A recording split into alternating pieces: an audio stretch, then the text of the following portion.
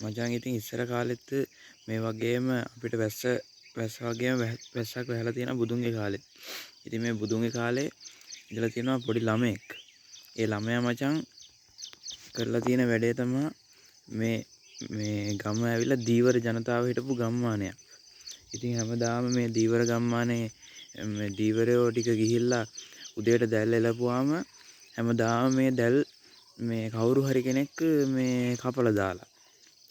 ඉතින් ඕම සති දෙකක් තුනක් විතර වෙද්දී මේ ගම්මු ගිහිල්ලා බලලා තියෙනවා කවුද මේ දැල් කපන්නේ කියලා. එතකම් මේ පොඩි ළමයා තමයි දැල් කපන්නේ.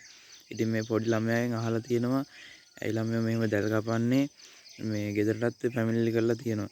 ඉතින් මේ ළමයා කියලා තියන්නේ ගම්මුන්ට මට අනේක ಜಾති සංසාරේ ආපු ආත්ම තුනක් පේනවා. ඒ තුනේදී මම මේ වගේ දුක් මේ ඉඳලා තියෙනවා අපායවල වල නිරේ දුක් ඉඳලා තියෙනවා.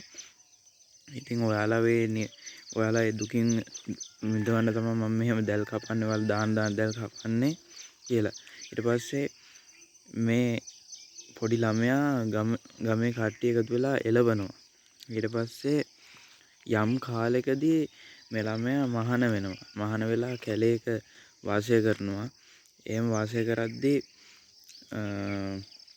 එක දවසක් තද වැස්සක් වහිනවා. තද වැස්සක් වහලා ඉවරලා මේ මුළු ගමම වතුරෙන් යට වෙනවා. වතුරෙන් යට වෙලා ඉවරලා මේ මුළු ගම පිටින්ම ගමේ හිටපු කට්ටිය සේරම මැරෙනවා.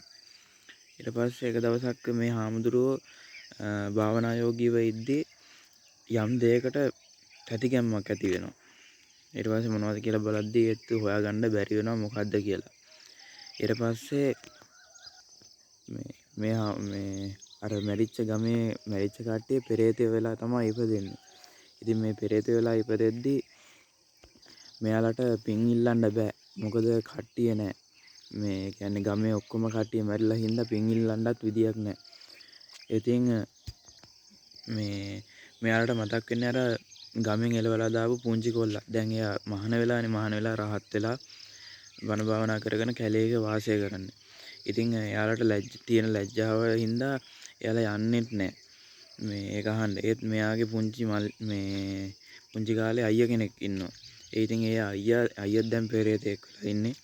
ඉතින් මේ අයියා යනවා මේ මල්ලිව හම්බෙන්න ගිහිල්ලා මේ කියනවා මේ අයියේ මම ඔයාගේ ගිහි කාලේ මේ අයියා මම දැන් පෙරේතෙක් වෙලා ඉන්නේ මෙහෙම අපදාවක් වෙලා ඔයා කියන දේ ආපු නැති නිසා තමයි මෙහෙම වුනේ කියලා කියනවා.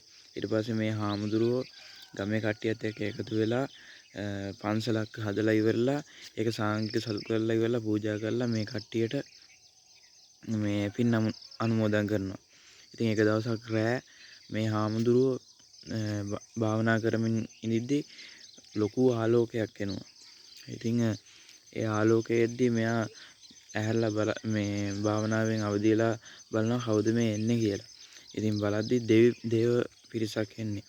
ඉතින් මේ දේව පිරිස තමයි අර ගමේ හිටපු ප්‍රේතයෝ. ඉතින් වැඳලා නමස්කාර කරලා කියනවා හාමුදුරනේ අපි ආය මේ වගේ පව් වැඩ කරන්නේ නැහැ. ඔබ වහන්සේ නිසා මෙහෙම හරි බේරුණා. නැත්නම් අපිට කාගේ සරණක්ද? ඉතින් හාමුදුරුවෝ පින් දීපු හින්දා තමා මෙහෙම දේව මේ සභාවකට අපිට යන්න පුළුවන් උනේ කියලා එයාලා නික්ම වෙනවා. ඉතින් මේ කතාවේ මචං ගන්න තියෙන අදහස තමයි පොඩිම පවක්වත් කරන්න එපා.